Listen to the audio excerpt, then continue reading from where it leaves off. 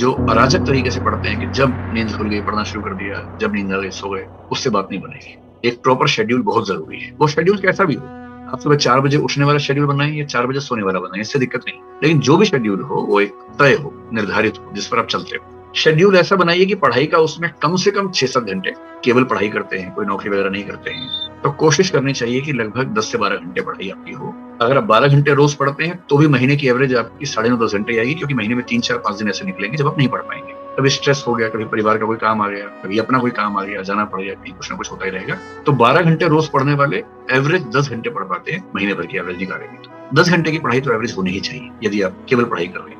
अब इस 10 घंटे को डिवाइड कैसे करना है, क्योंकि संकट ये भी तो है ना कि जो आज पढ़ा कल भूल जाएंगे, कल तो याद रहेगा नहीं वो सारा। जो अनावश्यक चीजें हैं उसमें टाइम एकदम वेस्ट नहीं करना है। पर रोज लिखते रहेंगे तो परीक्षा में लिखना बहुत आसान हो जाएगा। और जो लोग परीक्षा से 4 दिन पहले लिखने का अभ्यास करते हैं वो साध नहीं पाते हैं। एक लंबा नियमित अभ्यास होगा लिखने का, तभी बात बनेगी।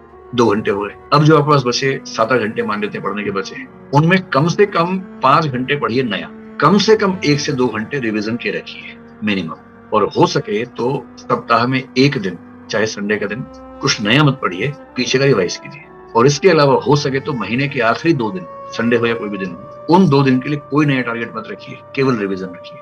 मनोविज्ञान का बहुत सामान्य नियम है कि यदि आपने किसी कंटेंट को 3 बार ठीक से रिवाइज कर लिया तो वो आपकी मेमोरी में स्थायी हो जाएगा।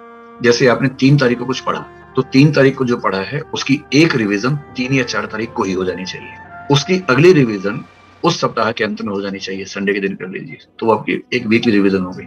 उसकी तीसरी रिवीजन महीने के आखिरी दिन में हो जानी चाहिए। जहां आपने किसी कंटेंट को उस दिन, उस सप्ताह के अंत में और महीने के अंत में 3 बार रिवाइज कर लिया ठीक से, तो फिर वो आपकी स्मृति में लगभग स्थायी हो जाता है। इतना स्थायी है कि एग्जाम से पहले उसको जैसे देखेंगे आपको याद आता है, उतना ही चाहिए परीक्षा के। तो टाइम मैनेजमेंट का एक मोटा मोटा खाका मैंने आपको बता दिया। एक तो शेड्यूल बनाइए एनुअल, मंथली, डेली, कि पूरे साल का टारगेट ये है। साल के टारगेट को महीने में बांट के देखेंगे तो जनवरी में ये, फरवरी में ये, मार्च में। फिर महीने का टारगेट ध्यान में रखते हुए डेली टारगेट बना लीजिए कि आज मुझे इतना पढ़ लेना है। मैंने आपसे पहले ही कहा कि शेड्यूल मानवीय बनाइएगा, बहुत मुश्किल मत बनाइए, वरना क्या होगा 2 दिन आप शेड्यूल पे चलेंगे फिर हाफ के बैठ जाएंगे, उसका फायदा नहीं है। उतना ही रखिए जितना सामान्य रूप से संभव है, और मनुष्य बने रहने का सारा रास्ता निकालिए। हंसी मजाक, मनोरंजन, दोस्तों से बातचीत, खेल कूद, सैर, इस सब का समय जरूर रखिए, वरना शेड्यूल चल नहीं पाए। पूरी बात का सार 24 घंटे में से केवल 10 से 12